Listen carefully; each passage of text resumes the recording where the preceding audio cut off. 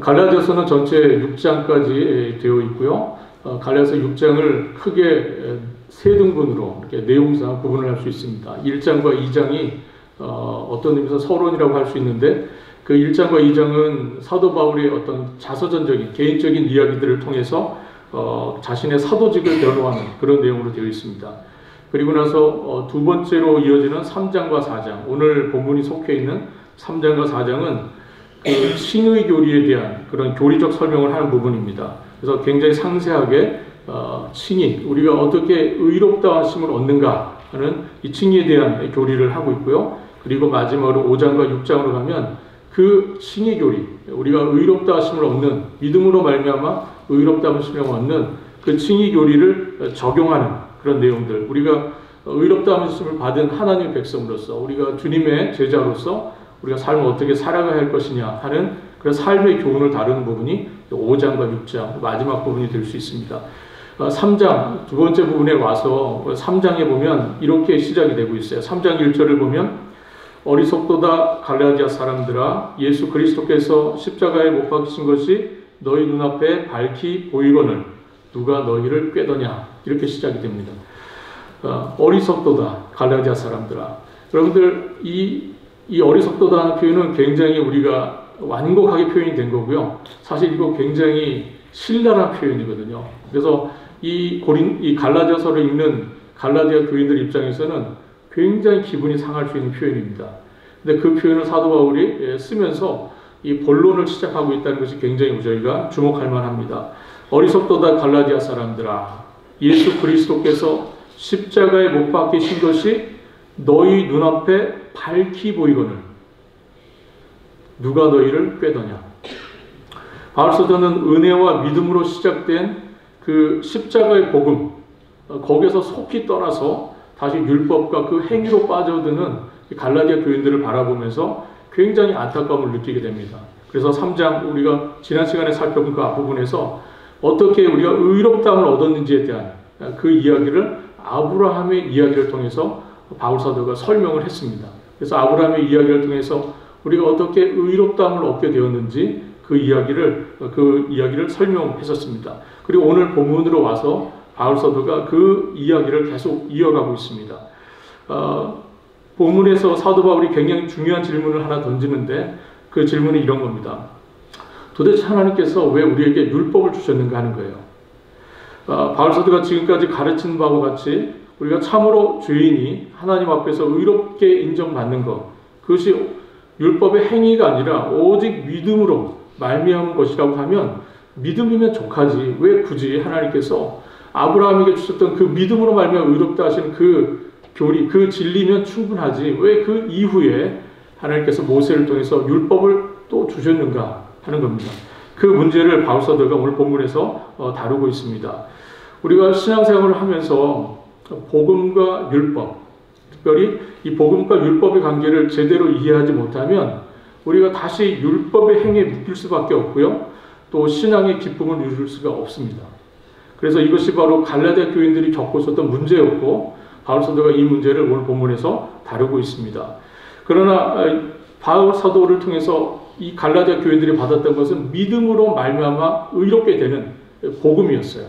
그런데 그 이후에 이 사람들이 그 믿음으로 말미암아 의롭다함을 받고 또 성령을 받은 사람들이 되었습니다.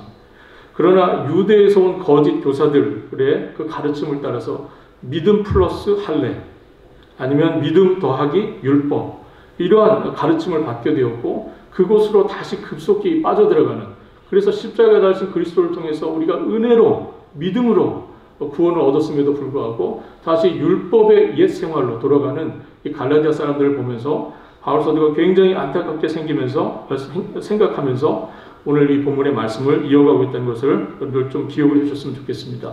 오늘 본문을 통해서 저희가 좀 기억해야 될 것은 율법과 복음입니다. 율법과 복음. 특별히 오늘 본문 속에서는 약속이라고 표현된 이 복음, 그것의 관계를 저희가 오늘 좀 볼 필요가 있습니다. 바울 사도가 이 두 가지를 대비시키고 있는데, 약속과 율법이 과연 무엇인지 우리가 좀 구분을 해볼 필요가 있습니다. 약속은 뭐죠? 약속은 뭘까요? 네, 약속은 물론 약속은 지켜야 되는 것이 맞습니다. 오늘 본문에서 약속이 갖는 의미는 뭐냐면 하나님께서 아브라함에게 주신 언약의 내용, 그것을 가리키는 말이에요. 그것이 약속입니다. 하나님께서 아브라함에게 주신 언약, 그것을 의미하는 것이 약속이라는 표현입니다. 율법은 뭘까요? 율법은 나중에 모세를 통해서 하나님께서 이스라엘 백성들에게 주신 것이 율법입니다. 쉽게 말하자면 약속은 하나님께서 내가 하겠다 하는 것이고요. 그것이 약속이라고 하면 이것은 이런 겁니다. 마치 우리가 부모님들이 자녀들에게 아빠가 사줄게. 이게 뭡니까? 약속이죠. 예. 엄마가 사줄게. 약속이죠. 이런 거를 약속이라고 할 수 있습니다. 그러나 율법은 해줄게가 아니고요. 이런 겁니다. 너는 할지니라. 이게 율법입니다. 너는 할지니라. 즉 이렇게 하라, 저렇게 하라, 또는 하지 말라 명령하는 것을 우리가 율법이라고 쉽게 이해할 수 있습니다. 부모가 자녀에게 이걸 하라, 또 저거는 하지 마라 하는 것은 명령이죠. 우리가 성경에서 하나님께서 아브라함에게 이런 말씀을 하신 적이 있습니다. 내가 너로 큰 민족을 이루고 내게 복을 주어 내 이름을 창대케 하리니 너는 복의 근원이 될지라 말씀하셨어요. 이거는 약속입니까? 율법입니까? 그렇죠. 이거는 약속이죠. 하나님께서 아브라함에게 주신 약속입니다. 그러나 우리가 성경에 보면 10계명을 보면 뭐뭐를 하라, 뭐뭐를 하지 마라. 안식일 기억하여 거룩히 지키라. 내 부모를 공경하라. 이렇게 말씀하면 이건 뭡니까? 율법입니다. 율법. 네. 우리가 쉽게 그렇게 구분을 할 수가 있습니다. 하나님은 아브라함에게 약속을 주셨고 또 모세를 통해서는 율법을 주셨습니다. 그렇다면 하나님은 왜 약속과 율법을 주셨을까 하는 거죠. 갈라디아 교인들은 이 문제에 있어서 혼란이 있었습니다. 무엇이 약속이고 무엇이 율법인지, 그리고 이 관계가 어떻게 되는 건지를 잘 이해를 하지 못했어요. 사도 바울이 이 부분을 오늘 본문에서 설명을 하고 있습니다. 먼저 약속에 대한 부분을 오늘 본문에서 소개를 하고 있습니다. 오늘 본문 15절 한번 같이 읽어보도록 하겠습니다. 15절입니다. 형제들아, 내가 사람의 예대로 말하노니 사람의 언약이라도 정한 후에는 아무도 패하거나 더하거나 하지 못하느니라. 여기 보면 사람의 예대로 말하노니 이렇게 시작을 하고 있습니다. 이 말의 의미는 예를 들어서 쉽게 설명하겠다 그런 뜻입니다.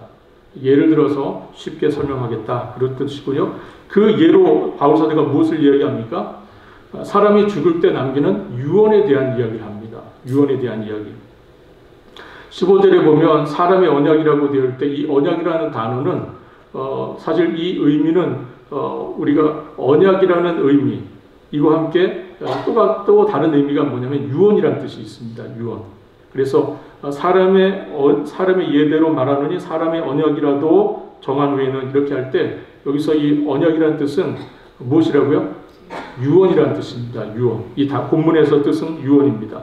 그래서 바울 사도가 여기서 유언에 대한 이야기를 하는 거죠. 무엇입니까? 유언은 어떤 겁니까? 일단 정한 후에는 뭐 할 수 없다 그럽니까? 예, 무효케 하거나 변경할 수 없다 이렇게 얘기합니다. 예. 유대인들의 그 유대법에 의하면 유언을 한 사람, 오늘날 유언은 어떻게 됩니까? 사람이 유언을 하면 고칠 수 없습니까? 고칠 수 있죠. 이 사람 죽기 전까지는 고칠 수 있어요. 그렇죠?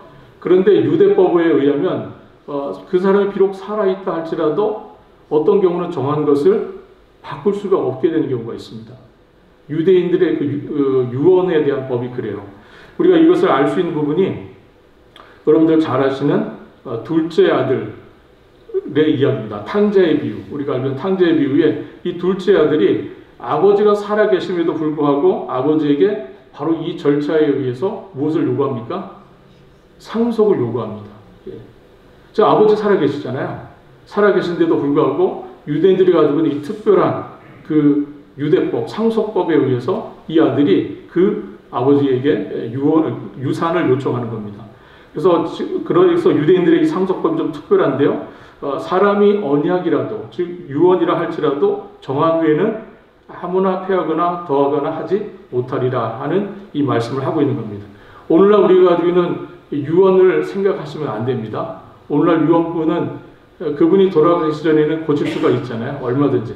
그러나 유대인들의 이 유대법은 그렇지 않았다는 것을 좀 여러분들 기억하실 필요가 있습니다. 이 이야기를 통해서 바울 사도가 주장하는 것은 이 사람의 유언과 마찬가지로 사람의 유언과 마찬가지로 하나님께서 아브라함에게 통해서 주신 그 언약, 그것이 이미 확정되었기 때문에 430년 후에 모세를 통해 주어진 그 율법에 의해서 이 약속이 변경되거나 이 약속이 폐기될 수 없다는 것을 말씀을 하고 있는 겁니다. 사람의 언약도 변경할 수 없고 추가할 수 없다면 하물며 신실하시고 참되신 하나님의 언약을 우리가 어떻게 바꿀 수 있겠느냐 하는 것입니다. 이것이 바울 사도의 이야기입니다. 이것이 오늘 본문의 17절의 내용이기도 합니다. 17절 같이 한번 읽어보도록 하겠습니다.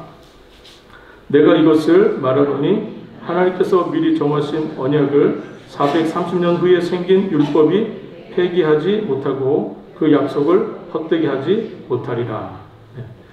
이렇게 변경할 수 없도록 결정된 유언에 의하여 유산을 상속받는 것, 그렇죠? 이렇게 변경할 수 없도록 결정된 유언에 의해서 유산을 상속받는 것은 그 유산을 상속받는 수혜자, 즉 상속자가 되는 거죠.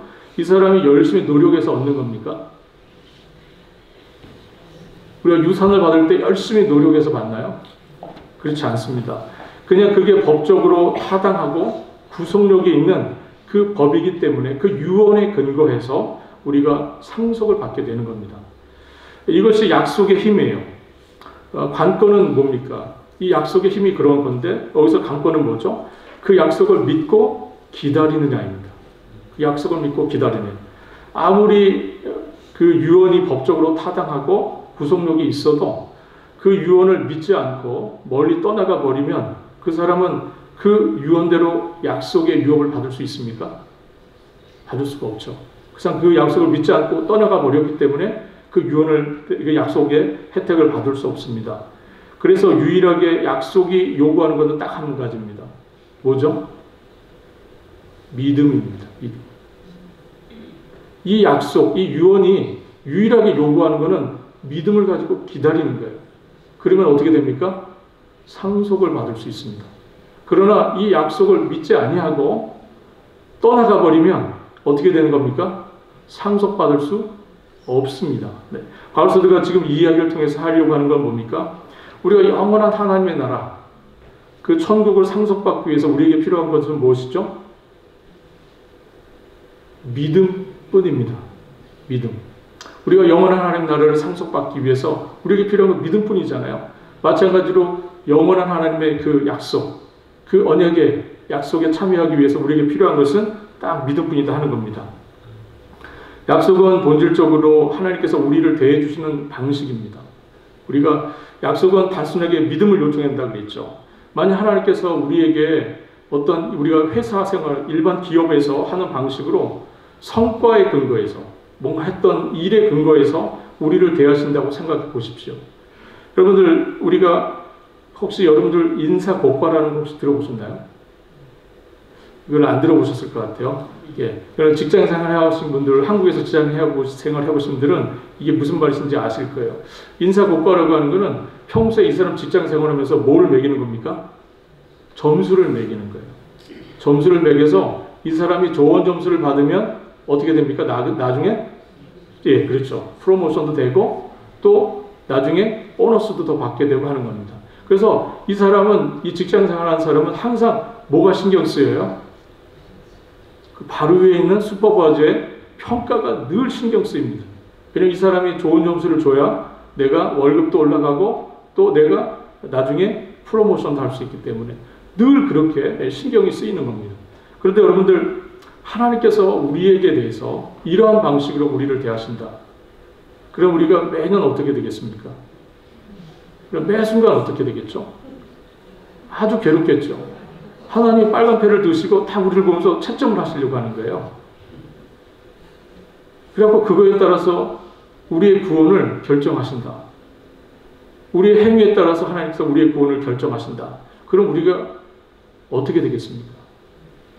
그런데 하나님께서 그렇게 하시겠다는 겁니까? 그렇지 않죠. 하나님께서 좀 우리를 어떻게 대하겠다고 하시는 겁니까? 약속에 근거해서 하나님께서 하신 약속을 믿느냐, 믿고 기대하느냐, 그거에 따라서 우리를 평가하시고 우리의 구원을 결정하시겠다, 그렇게 말씀한 겁니다. 그러나 사실 우리는 이미 구원을 받았죠. 믿으십니까? 우리는 이미 사실 구원을 받았습니다. 그렇기 때문에 우리에게 평가라는 것이 의미가 있을까요? 어떤 의미에서는 크게 의미가 없는 이야기일 수도 있습니다. 그러나 우리가 여기서 조금 더 할 얘기가 있습니다. 이것이 바로 율법과의 관계를 이야기하는 거예요. 그러나 하나님 감사한 것은 앞서 말씀드린 것처럼 하나님께서 우리를 대하실 때에 어떠한 성과를 요구하는 율법에 근거하지 않고 우리에 대해서 약속에 근거하여 우리를 대하시고 있다는 것, 이것을 우리가 좀 기억할 필요가 있습니다. 우리를 의롭다고 하시는 그 칭의와 우리의 구원이 우리 편에서의 성과에 의해서 결정되는 것이 아니라 하나님 편에서의 약속에 근거하고 있다는 것, 이것이 놀라운 은혜입니다. 그리고 우리가 이 놀라운 은혜를 받은 사람들입니다. 이제 아브라함에게 주어진 약속과는 별개로 바울 사도가 모세를 통해서 주어진 율법에 대한 이야기를 이어갑니다. 앞서 질문하였던 것처럼 왜 하나님께서 우리에게 율법을 주셨을까 하는 거예요. 그 이유가 뭘까요? 이미 우리는 믿음으로 구원을 받을 수 있는데 하나님께서 이미 아브라함의 예를 통해서 바울 사도가 이미 우리가 믿음으로 말미암아 구원을 얻는다는 이 놀라운 진리를 우리에게 알려주셨잖아요. 그런데 왜 430년 후에 등장하는 이 모세를 통한 율법을 하나님께서 우리에게 주셨는가 하는 겁니다. 그래서 19절에 바울 사도가 이렇게 이야기합니다. 한번 같이 읽어보겠습니다. 19절. 그런즉 율법은 무엇이냐? 그런즉 율법은 무엇이냐? 율법이 도대체 뭡니까?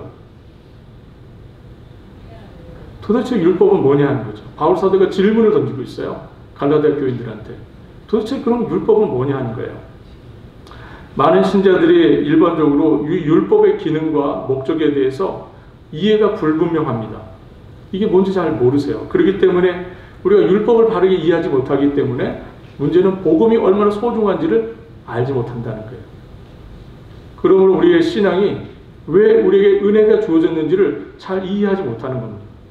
여러분, 놀라운 것은 하나님께서 이 복음을 주시면서 하나님께서 우리에게 율법을 동시에 주셨다는 사실을 우리가 기억해야 합니다. 우리의 은혜가 더 은혜되기 위해서는 율법이 왜 율법으로서 우리에게 주어졌는지를 잘 이해하는 것, 그것이 굉장히 중요합니다.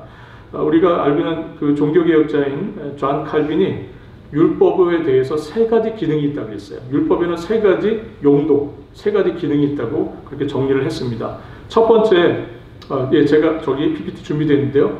율법의 3가지 기능, 3가지 용도. 첫 번째가 뭡니까? 죄를 드러내고 밝히는 것. 율법은 우리의 죄를 드러내고 우리의 죄를 밝히는 첫 번째 아주 중요한 목적이 있다고 이렇게 얘기합니다. 그래서 사도 바울이 그 뒤에 바로 뭐라고 합니까? 19절에 그런즉 율법은 무엇이냐? 범법함으로 더하여진 것이라 그랬습니다. 범법함으로, 즉 죄를 범함으로 율법이 더해진 것이다, 이렇게 말씀을 하고 있어요. 로마서 3장 20절에 바울 사도가 이런 이야기를 합니다. 그러므로 율법의 행위로 그 앞에 의롭다 하심을 얻을 육체가 없나니 율법으로는 죄를 깨달음이니라, 이렇게 말씀하고요. 로마서 7장 7절에서 율법으로 말미암지 않고는 내가 죄를 알지 못하였다, 이렇게 말합니다. 즉 이 두 구절에서 우리 확인할 수 있는 것은 율법의 용도, 율법의 기능은 뭡니까? 죄를 고발하는 거예요. 너 죄 졌잖아, 이렇게 얘기하는 겁니다. 율법은 우리에게 대해서 너 지금 죄 짓고 있잖아, 이렇게 얘기하고 있는 거예요. 우리가 갖고 있는 이 죄, 우리가 갖고 있는 이 죄를 드러내고 밝히는 것, 그것이 바로 율법이 가지고 있는 아주 중요한 1차적 기능이다 하는 겁니다. 율법은 우리의 죄성을 드러내고 우리의 죄악을 찾아내고 발견하게 하는 1차적 기능이 있습니다. 두 번째 보겠습니다. 두 번째는 뭐죠? 죄를 억제하는 것. 죄를 억제하는 기능이 있다고 그랬습니다. 우리가 죄를 지으면 뭘 받게 됩니까? 죄를 지으면 벌을 받죠. 네. 죄를 지어도 벌 안 받습니까? 벌을 받죠. 죄를 지으면 벌을 받습니다. 이 원칙 속에서 사람들에게 두려움을 심어주고, 그래서 결국은 죄를 어떻게 하게 하는 겁니까? 그렇죠. 억제하는 것. 그것이 율법에 가지고 있는 두 번째 기능이라고 이렇게 이야기를 합니다. 그런데 첫 번째 율법의 기능에 비해서 두 번째 율법의 기능은 굉장히 부수적이에요. 부차적인 겁니다. 율법의 가장 중요한 기능은 첫 번째예요. 뭐죠? 죄를 드러내고 밝히는 것. 이것이 율법의 가장 중요한 의무다 하는 거죠. 기능이다 하는 겁니다. 세 번째 율법의 용도는 뭡니까? 같이 한번 읽어보겠습니다. 하나님의 온전하신 뜻을 보여주는 것. 네. 하나님의 온전하신 뜻을 드러내는 것. 그것이 율법이 가지고 있는 세 번째 중요한 기능이다. 이렇게 말합니다. 율법을 통해서 우리는 하나님을 섬기는 삶이 무엇인지, 그리고 율법을 통해서 하나님께서 기뻐하시는 삶이 무엇인지, 그리고 율법을 통해서 하나님께서 우리에게 기대하시는 수준과 요구는 어느 정도인지 그런 걸 알 수 있습니다. 그래서 이런 점에서 율법은 완전하고 또 영구적인 것이에요. 십계명이 이런 점에서 아주 대표적인 것이라고 할 수 있습니다. 그런데 이 세 가지 기능 중에서 오늘 사도 바울이 오늘 본문에서 집중적으로 얘기하고 있는 율법의 기능은 첫 번째입니다. 첫 번째가 뭐라고요? 죄를 드러내고 밝히는 것. 바울이 오늘 본문에서 율법의 이 기능을 집중적으로 조명하면서 오늘 본문의 말씀을 이어가고 있습니다. 죄를 드러내고 보여주고 더 나아가서 죄를 더하게 하는 이 율법의 기능, 이것을 말씀하고 있어요. 19절 말씀 다시 한번 우리가 읽어보도록 하겠습니다. 그런즉 율법은 무엇이냐? 범법함으로 더하여진 것이라. 네. 율법은 우리에게 구원을 알려주려고 온 게 아니랍니다. 율법은 우리에게 지금 무엇을 알려주려고 왔습니까? 죄를 말하러 왔다는 거예요. 율법의 주 목적은 우리의 문제를 보여주고 우리 안에 답이 없다는 것을 깨닫게 하려고 왔다 하는 겁니다. 그 목적을 하나님께서 율법을 주셨다 하는 겁니다. 우리는 어떤 존재입니까? 우리는 율법을 잘 지킬 수 있는 존재입니까? 그렇죠. 우리는 율법을 어기는 존재입니다. 그리고 율법을 온전히 지킬 능력도 우리에게 없어요. 21절 하반절 말씀 한번 같이 읽어보겠습니다. 21절 같이 한번 쭉 읽죠. 21절입니다. 그러면 율법이 하나님의 약속들과 반대되는 것이냐? 결코 그럴 수 없느니라. 주의해서 읽겠습니다. 만일 능히 살게 하는 율법을 주셨더라면 의가 반드시 율법으로 말미암았으리라. 이 말씀의 의미는 뭡니까? 만일 능히 살게 하는 율법을 주셨다면 의가 반드시 율법으로 말미암았으리라. 이 말씀의 의미는 율법 자체가 구원을 얻으라는 의도로 주어지지 않았다는 거예요.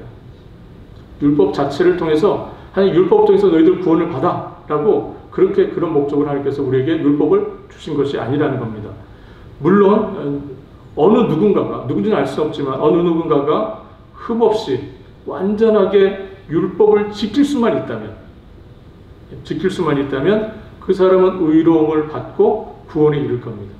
그러나 예수 그리스도 한 분 외에는 이 인류 역사에 있어서 율법을 온전히 지킨 사람이 단 한 사람도 없습니다. 율법에 결함이 있어서인가요? 율법에 문제가 있는 겁니까? 그렇지 않죠. 바로 우리에게 결함이 있기 때문에, 우리에게 문제가 있기 때문입니다. 그러기에 율법은 그것을 지켜서 생명을 얻으라고 그렇게 의도된 것으로 주어진 것이 아니라는 겁니다. 이것이 바로 율법의 아주 중요한 목적, 기능이라는 겁니다. 율법은 우리는 하나님의 뜻에 못 미치는 정도, 우리라고 하는 존재, 인간이라는 존재는 하나님의 뜻에 그래도 어느 정도 해보면 될 것 같은데 어느 정도 못 미치는 존재, 그것을 알려주려고 율법을 우리에게 주신 게 아니고요. 우리는 아예 죄의 완벽한 그 세력 안에 있는 존재, 소망이 없는 존재라는 것을 알려주려고 하나님께서 우리에게 율법을 주셨다 하는 겁니다. 그래서 더 잘하려고 애쓰는 것, 그것이 아니라 우리가 이 율법 아래에 있어서는 우리가 더 이상 소망이 없으니 어떻게 하자는 겁니까? 우리가 이 율법 안에 갇혀있는 우리를 건져내줄 구원자, 우리가 율법 안에 완전히 묶여있는 우리를 구원해줄 새로운 구원자가 우리에게 필요하다는 것을 깨닫게 하는 것. 시간이 가면 갈수록, 시간이 지나면 지날수록 율법의 권세 아래서 모든 인생들은 구원자를 간절히 소망하게 된다는 겁니다. 그래서 우리가 율법은 우리에게 우리는 의로워, 율법을 조금 지키면 의로워질 수 있어 라고 하는 그 능력이 있는 것을 알려주려고 하는 것이 아니라 우리는 의로워질 수 없다는 것을 알려주려고 주신 것이 율법이다 하는 겁니다. 그런데 이 율법의 기능은 언제까지입니까? 율법의 기능은 오늘 19절 하반 19절 한번 다시 읽겠습니다. 19절 그런즉 율법은 무엇이냐 법법함으로 더하여진 것이라 천사들을 통하여 한 중보자의 손으로 베푸신 것인데 약속하신 자손이 오시기까지 있을 것이라. 언제까지요? 약속하신 자손이 오시기까지. 여기서 약속하신 자손은 누굽니까? 그렇죠. 예수 그리스도시죠. 예수 그리스도가 오시기까지, 그 전까지 그 효력을 발휘하는 게 뭡니까? 율법이다. 이렇게 말씀을 하고 있습니다. 22절 하반절에서 바울 사도가 율법에 대한 두 가지 비유를 사용합니다. 율법을 설명하기 위해서 두 가지를 소개하는데 첫 번째 22절과 23절입니다. 같이 한번 읽어보도록 하겠습니다. 22절, 23절 그러나 성경이 모든 것을 죄 아래 가두었으니 이는 예수 그리스도를 믿음으로 말미암는 약속을 믿는 자들에게 주려 함이라. 믿음이 오기 전에 우리는 율법 아래 매인 바 되고 계시될 믿음의 때까지 갇혔느니라. 여러분 이 22절과 23절을 보시면서 여러분들의 머릿속에 그려지는 이미지가 뭡니까? 뭐가 머릿속에 그려지세요? 가두었다. 그죠? 그리고 또 뭐라고 되어 있습니까? 매여 있다. 갇혀 있다. 뭡니까? 감옥이죠, 감옥. 네. 감옥이 머릿속에 안 그려지세요? 네. 가보신 적이 없어서, 네. 경험이 없어서 잘 모르실 것 같아요. 네. 이거 감옥이죠, 감옥. 예. 사도 바울이 율법을 지금 소개하기 위해서, 설명하기 위해서 어떤 이미지를 지금 사용하고 있습니까? 감옥의 이미지를 사용하고 있어요. 감옥은 어떤 곳입니까? 사람을 가두는 곳이죠. 22절에 성경이 모든 것을 죄 아래 가두었다고 이렇게 말씀하고 있고요. 또 여기서 성경은 뭡니까? 여기서 성경은 구약 성경을 의미하는 것이고 구체적으로 율법을 가리키는 겁니다. 23절에 믿음이 오기 전에 우리가 율법 아래 매인 바 되고 계시될 믿음의 때까지 갇혀 있느니라 이렇게 말씀합니다. 이 23절 말씀은 앞에 22절을 또 우리 다시 설명하는 그런 표현이에요. 믿음이 오기 전에 그리고 계시될 믿음의 때까지 라는 이 표현이 나오는데 이것이 구원의 역사에 있어서 굉장히 중요한 표현입니다. 이것이 갖는 의미는 그리스도께서 오시기 전에 라는 뜻이에요. 그리스도께서 오시기 전에 이 때까지 율법이 뭐 하는 겁니까? 그 기능을 하고 있다 하는 겁니다. 그래서 이 율법 아래 모든 세상이 갇혀 있다 하는 것을 바울 사도가 지금 설명을 하고 있는 겁니다. 매여 있고 갇혀 있는 사람만이 풀려나기를 소망하겠죠. 여러분들 매여 있고 갇혀 있는 사람은 마음의 소원이 뭡니까? 풀려나고 싶잖아요. 자유롭고 싶고. 그런데 이 말씀을 하고 있는 거예요. 율법의 시간, 율법이 온 세상을 가두고 있는 이 시간 동안에, 시간이 계속 흘러가는 이 기간 동안에 이 사람들, 이 율법 아래 갇혀 있는 사람들이 깨닫게 된 것이 있습니다. 앞서 말씀드린 것처럼 구원의 필요예요. 율법 아래 있다가는 우리가 다 죽게 되겠다 생각하게 된 것이죠. 그래서 구원의 필요를 느끼게 되고, 그래서 구약의 백성들이 간절히 기대하고 소망했던 것이 누굽니까? 그렇죠. 메시아가 오시는 거예요. 그리스도가 오시는 것. 그것을 유대인들이 간절히 소망했습니다. 우리 모두는 율법이라고 하는 감옥에 갇혀서 죽음을 기다리는 존재들이라고 하는 거예요. 그래서 계시된 믿음, 곧 예수 그리스도를 믿음으로 말미암는 하나님의 용서, 즉 하나님이 해방케 하시는 그것을 고대했었고, 그리고 그 용서, 해방케 하신 죄의 속박으로부터, 율법의 속박으로부터 경험을 한 사람들이 바로 갈라디아 교인들, 그리고 여러분과 저가 되겠습니다. 24절과 25절 한번 같이 읽어보도록 하겠습니다. 24절, 25절 이같이 율법이 우리를 그리스도께로 인도하는 초등교사가 되어 우리로 하여금 믿음으로 말미암아 의롭다함을 얻게 하려 함이라. 믿음이 온 것은 우리가 초등교사 아래 있지 아니하도다. 이 두 번째 바울 사도가 율법을 소개하면서 사용하고 있는 이미지는 초등교사입니다. 여러분 초등교사니까 얼핏 이해가 안 되실 수도 있는데, 여러분들 옛날 개혁 성경에는 이게 뭐라고 번역이 되어 있었죠? 예, 몽학 선생. 예, 몽학 선생이라고 옛날 성경이 번역이 되어 있습니다. 이거는 개인 교사, 후견인 뭐 이런 뜻이에요. 옛날 고대 그리스에 이 주인의 집에 그 자제를 맡아서 키우는 노예가 있었습니다. 그래서 이 아이를 어린아이 때부터 성인이 될 때까지 계속 옆에 따라다니면서 이 아이를 돌보고 이 아이의 후견인으로서 개인 교사로서 가르치고 따라다니는 그런 종이 있었어요. 이런 종을 우리가 페다고고스라고 이렇게 부르는데요. 이 사람을 표현해서 이 단어에서 오늘날 교수법 또 이렇게 우리가 교육 얘기할 때 페다고지라는 단어가 여기서 나왔습니다. 이 종을 뜻하는 거예요. 이 종은 항상 주인의 아들 곁에 있어요. 그러면서 따라다니면서 학교로 갈 때는 학교에 보내주고요. 또 가다가 또 이 아이가 숙제를 해야 될 때는 옆에 붙어서 숙제하는 걸 봐주고요. 그가 해야 될 일들을 옆에서 계속 지켜보면서 따라가는 사람이 바로 이 초등교사, 몽합선생입니다. 그런데 이 초등교사, 몽합선생은 이렇게 어떤 공부를 잘하도록 아카데믹하게 가르침을 주는 종이 아니고요. 옆에서 있다가 잘못하면 혼내주는 사람이에요. 딱 하고 있다가 잘못하고 있으면 혼내주는 그런 역할을 하는 사람입니다. 그래서 이 고대의 이 초등교사, 이 몽합선생에 대한 그런 그 자료를 보면 한결같이 이 종은 매를 들고 있습니다. 매를 들고 있는 이 모습으로 엄격한 사람, 이렇게 소개가 되어 있습니다. 이 어린아이가 이제 나중에 장성하게 되어서 성인이 되면 이 아이는 이제 더 이상 이 초등교사의 지도와 간섭을 받지 않게 됩니다. 초등교사는 그를 성장하게 한 이 초등교사로부터 이 어린 아이는 성인이 되면 완전히 떠나게 되는 것이죠. 그래서 이 초등교사가 바로 누구다 하냐면 바로 율법이라는 거예요. 바울 사도가 그렇게 소개를 하는 겁니다.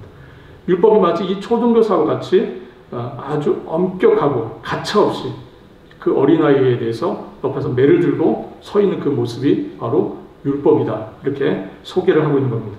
율법은 그렇게 해서 결국 우리를 누구에게로 인도합니까? 그렇죠. 그리스도에게로 인도한다. 이렇게 말씀을 하고 있는 겁니다. 이것이 바울 사도가 율법을 소개하면서 보여주는 두 가지 중요한 그림입니다. 이 두 가지를 가지고 저는 오늘 말씀을 좀 정리를 하겠습니다. 먼저 우리가 오늘 본문을 통해서 기억할 것은 우리의 이 구원이라고 하는 것, 우리가 받은 이 구원이라고 하는 것은 행위에 근거하지 않고 변경할 수 없는 하나님의 약속에 근거한다는 사실입니다. 바꿀 수 없는, 변경할 수 없는 그 하나님의 약속에 우리의 율법이 근거한다는 것이죠. 우리가 율법은 범하지 않을 수 없는, 또 범할 수밖에 없는 것이죠. 우리는 율법을 범할 수밖에 없습니다. 그래서 하나님께서 우리의 구원의 근거로서 율법을 제시하지 않으셨어요. 왜냐하면 우리는 율법을 지킬 수 없기 때문에 율법을 통해서 하나님 우리를 구원하지 않으셨어요. 하나님께서 대신 우리로 하여금 구원의 근거로 제시하신 것은 뭡니까? 약속입니다. 약속은 뭐라고 말씀드렸죠? 내가 해주마. 누가 해줍니까? 부모가 해주는 거죠. 구원은 누가 해주시는 겁니까? 그렇죠. 하나님께서 해주시는 겁니다. 그게 약속이에요. 우리가 부모님들이 자녀들에게 약속을 하시죠. 내가 뭐뭐 해줄게. 내가 뭐뭐 해줄게. 약속입니다. 우리의 구원은 어디에 근거되어 있습니까? 약속에 근거되어 있습니다. 하나님께서 해주시겠다고 하신 그 약속. 그것이 우리의 믿음의 구원의 근거가 된다 하는 것이죠. 우리의 이 구원, 그것을 우리를 의롭다 하시고 또 우리를 새롭게 해주시는 이 놀라운 역사는 우리에게 해주시겠다고 하신 그 하나님의 약속에 근거해 있다 하는 겁니다. 하나님은 영접하는 자, 곧 그 이름을 믿는 자들에게는 하나님의 자녀가 되는 권세를 주시겠다고 약속을 하셨습니다. 어떤 사람들에게 어떤 약속을 주셨습니까? 영접하는 자, 곧 그 이름, 그 이름은 누굽니까? 그렇죠. 예수 그리스도의 그 이름을 믿는 자들에게는 하나님의 자녀가 되는 권세를 주시겠다고 약속하셨습니다. 여러분, 이 약속을 믿고 예수 그리스도 그 앞으로 나오실 수 있기를 바랍니다. 네. 여러분, 우리의 죄의 사슬을 끊으신 분은 누굽니까? 예수 그리스도시죠. 우리는 율법이라고 하는 감옥에 갇혀서 죄의 사슬 가운데 매여 있었던 사람들입니다. 그런데 그리스도께서 오셔서 우리의 이 죄의 사슬을 끊으시고 율법의 속박으로부터 우리를 구원하여 내셨습니다. 감옥과 같은 그 갇혀있는 그곳에 있는 우리에게 생명의 빛을 비춰주시고 우리라고 그곳으로부터 나올 수 있는 복된 역사로 이끌어주신 분이 바로 우리 하나님이십니다. 그리스도의 죽음을 통해서 온 세상을 위한 화목제를 되신 예수 그리스도의 죽음을 통해서 온 인류의 그 감옥을 열어버리셨어요. 누가 하셨습니까? 그리스도께서 하셨다는 겁니다. 그렇다면 이제 우리는 율법을 잊어도 되는 거죠? 이제 율법이 필요 없지 않습니까? 우리가 앞에서 보았듯이 율법은 우리가 그리스도를 만날 때까지 우리의 초등교사였었습니다. 여러분, 아이가 성장할 때까지 이 아이의 보호자였던 초등교사. 그러나 우리가 여기서 한 가지 생각할 것이 있습니다. 그러면 이 아이가 장성을 하면, 이 아이가 자라면 부모나 보호자의 그 가치관, 그 가르침 지도를 다 팽개쳐버리고 완전히 다르게 살아갑니까? 그렇지 않죠. 그렇게 살지 않는 거예요. 만약에 이 아이가 정상적인 경우라면, 아주 이상적인 경우라면 그 장성한 자녀는 더 이상 이전처럼 초등교사가 했던 것처럼 순종할 것을 강요받지 않아요. 그러나 오히려 이 아이는 어떻게 됩니까? 그동안 초등교사를 통해서 배웠던 그 가치관, 부모님의 가치관이 그 마음에 내면화가 되어서 오히려 성인이 된 이유는 오히려 더 자발적인 모습으로 아버지의 뜻에, 부모의 뜻에 순종하는 자녀가 될 겁니다. 그렇지 않겠습니까? 바울의 요지는 이겁니다. 율법이 하나님 뜻과 무관하다는 것이 아니라 율법은 구원을 위한 길이 될 수 없다는 걸 얘기하는 거예요. 율법에는 하나님의 뜻이 나타나 있죠. 믿으십니까? 율법에는 하나님의 선하신 뜻이 나타나 있습니다. 그러므로 하나님의 자녀가 되는 우리에게 율법은 초등교사처럼 두려움을 이용해서 억지로 강요받는 자에 미쳐 있는 것이 아니라 하나님의 약속, 그 믿음으로 말미암아 우리가 은혜를 받은 우리이기 때문에 우리가 오히려 감사한 마음이 충만하여져서 어떻게든 하나님의 뜻대로 살아보고 싶고, 감사한 마음이 충만해서 어떻게든지 하나님을 기쁘시게 하는 삶을 살아보고 싶은 그 마음이 생긴다는 것이죠.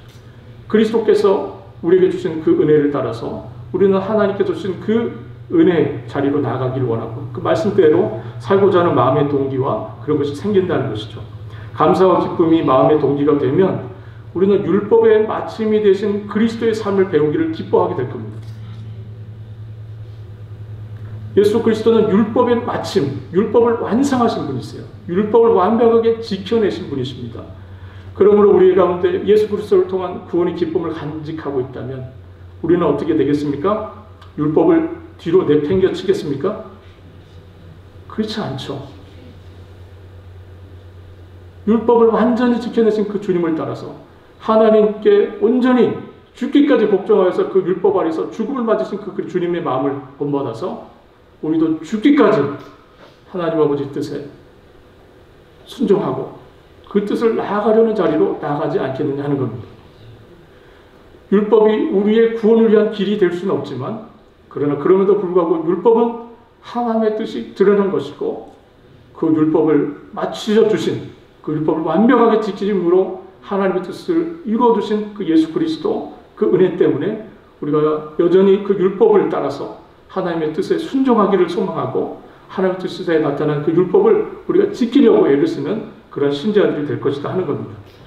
사랑하는 성도 여러분, 오늘 본문의 말씀을 통해서 갈라디아 교회를 향한 이 바울의 메시지를 통해서 여러분들 두 가지를 여러분들 마음속에 좀 기억해 주셨으면 좋겠습니다. 하나는 해야 한다는 율법의 행위가 아니라 해주마 하신 그 은혜로우신 약속으로 여러분들이 구원을 받았다는 사실을 기억하는 겁니다. 믿으십니까? 네. 여러분, 이제 우리가 율법의 마침이 되신 주님을 따라서 하나님의 말씀에 감사함과 기쁨으로 순종하는 여러분들 될 수 있기를 우리 주님의 이름으로 바라겠습니다. 기도하겠습니다. 하나님 아버지 감사합니다. 주님께서 저희들에게 은혜를 주셔서 우리 이 저녁에 갈라디아 교회 앞으로 보내진 바울의 편지를 통해서 하나님 복음과 율법에 대한 부분을 저희가 함께 살펴볼 수 있도록 은혜 주신 것 주님 감사합니다. 정말 율법을 지킴으로 구원을 이룰 수 없는 저희들의 연약함을 주께서 불쌍히 여기시고 예수 그리스도 안에서 정말 믿음으로 얻는 이 놀라운 구원의 자리로 저희를 이끄시고 하나님 주님께서 그 구원의 주인이 되어주시고 우리에게 구원을 선물하여 주신 주님의 놀라운 은혜를 인하여 감사의 영광을 주님께 올립니다. 주님, 정말 우리가 기쁨 가운데 감사한 가운데 주의 말씀의 뜻에 더욱 순종하고 또 주의 뜻을 따라가려고 하는 주의 백성들이 될 수 있도록 주의 인도하시고 이끌어 주시기를 원합니다. 감사드리며 우리 주님 되시는 예수 그리스도의 이름으로 기도합니다. 아멘.